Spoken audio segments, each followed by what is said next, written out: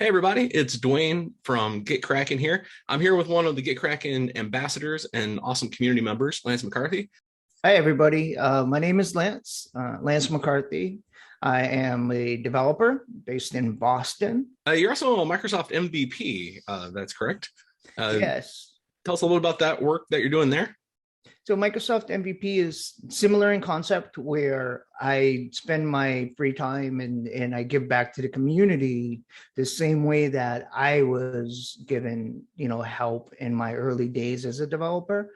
I do that now. So I'll host hackathons, or I'll do live streams, or I just blog and share all of my knowledge. If there's one thing I can tell everyone watching this right now is that programs like GitKraken Ambassadorship or Microsoft MVP or Google Experts, there's something special there.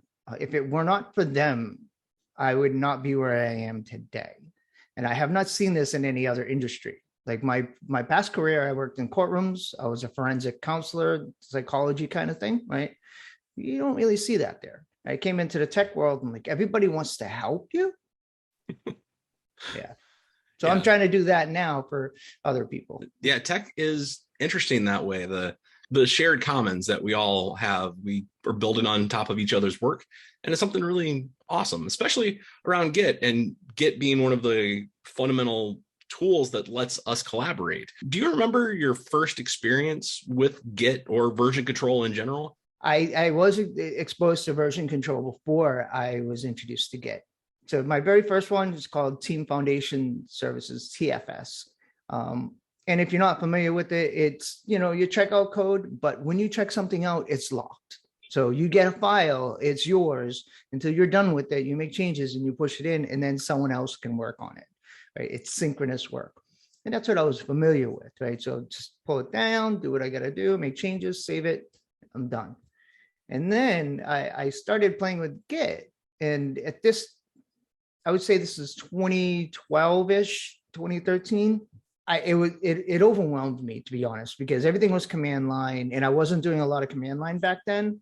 So there was this double-edged sword of two things I needed to learn. Is I need a set of Git commands that I'm familiar with, but it was more than that. It was the concept of this asynchronous workflow where multiple people can work in parallel and pull their stuff together. And I learned things like a commit or a merge conflict. Like for me, the way I handled merge conflicts back then was I deleted everything and started over. But it was thanks to GUI tools to help ease me into it, right? So there are some people just getting used to Git now, and you have some hardliners like, no, you got to do everything command line. You got to do everything command line. I'm kind of not for that. If you're already familiar with command line and you're in and out, like you're a Linux person, you're in and out all day, then sure. But if you're mostly a developer who uses IDEs, it might be a good idea to use both, right? So you get familiar with the concepts of what a fork is, what a branch is, how you merge, what a pull request is, all these different things. And then you can, in parallel, do the things in the command line, what you're doing in the GUI. And in the GUI, you can see those cool, like GitKraken has, where you can see the paths and you see each commit and you can see how those commits come together, and then it makes sense in a fundamental level. What in the tech world is making you excited right now? Are there any particular projects or tools or technologies that you're saying, wow, everybody should know about this? There's something called .NET MAUI, like the islands, Maui's, and it's an acronym. It stands for Multi-Platform Application User Interface. Might be a little off there, but it's from Microsoft, and you might have heard something called Xamarin before, where you can write in .NET code and it works on Android and iOS, and of course Windows and Linux and even Samsung's platform. And that was based on something called .NET Framework, which is kind of old, right? .NET Framework is kind of tied to Windows. You only have one. It's a little restrictive. But for the past 6 or 7 years, there's been this thing called .NET Core. And .NET Core was a lifting of that .NET framework tied to the Windows operating system out of the operating system so that it could work on Linux. It can work on all these other different places natively. And .NET MAUI is an evolution of that. Like you take your .NET skills, right, in .NET Core in one project and run it nearly anywhere. Following that same line of thought, are there any open source projects that you're particularly want to push out there or think are accomplishing something really awesome? So .NET MAUI itself is open source. That's one of them. That is more of like the general thing. One that I really like is called ImageSharp.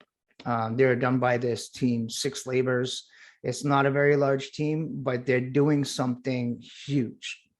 Going back to this whole thing of being tightly tied to Windows, if you use Windows apps, like Outlook or, any Windows app that you've known since like Windows 7 and Windows XP, if you go back that far, these are built on something either called WinForms, Win32, or WPF.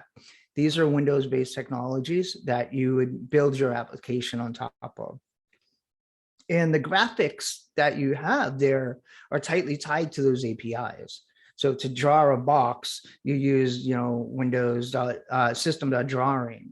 And that's so tightly tied to Windows and .NET Framework is that when .NET Core came out, what I mentioned earlier, where they lifted it out and moved it across different platforms, it didn't come with the UI. So you could write your backend code or your code behind code in your .NET, but you had nothing really to show in the user interface. MAUI is a solution to the UI side of things. But what about the graphics? UI is kind of different than graphics, right? We want images, we want image processing, we want vector drawing, all of those kinds of things that you have to rely on the native platform's solution for. And what ImageSharp does is they spent the past couple of years rewriting this stuff so that it works in what's called .NET Standard. Like I can render images on any platform now thanks to that. I can render PDFs. I can do all sorts of crazy stuff that just was not possible before. And this is an open source project, and these people aren't being funded by Microsoft or any huge corporation. They're a team that are doing this themselves out on GitHub. So much of the technology we rely on day to day is just a small group of dedicated people making it happen. ImageSharp from SixLabors is something that we have helped fund through the Open Collective, opencollective.com. And for those of you who might not be familiar with it, is a very easy way to help fund open source projects. It's about getting the word out there too, right? So we get momentum going. And that momentum has its own ability to keep going, where more people see what you're doing and more people talking about it, and then other people that can help. So you are a GitKraken ambassador. Do you have any advice for people that are either just getting started with GitKraken Client, thinking about using GitKraken Client, or maybe a power user tip or two? One of my most favorite features of GitKraken is that I don't have to leave the client to do things I need to do. Things like GitHub Actions, approving and merging pull requests, everything is done in the client now. And it's so nice, because before I would have, like in front of me right now, I have an ultra wide screen, I have a side monitor there, and there's another little laptop monitor there.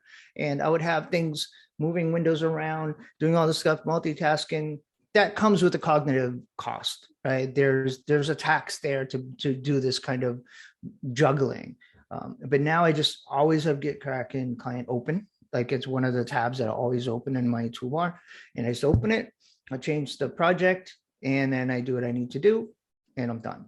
So my advice would be, if you don't already have a project that uses these features, just create like a new one real quick, right? Just put together a quick project, add a GitHub action, use one of the default ones, and just see how it looks inside of the client so that you're familiar with how it works. And you're like, okay, that's pretty cool. Do you have any parting shots, any plugs you want to give out there, or at least tell us where we can find you online? I am always available. So you can DM me or tweet at me on Twitter. It's Lance, L_ANCEM. Or you can just Google Lance McCarthy MVP. Twitter is the fastest. Email lance@develop.com, DVLUP. And I'm happy to help in any way that I can. If I don't have an answer, I'll find someone who does know. Thank you very much for sitting down with us for an interview. Thank you very much. Awesome.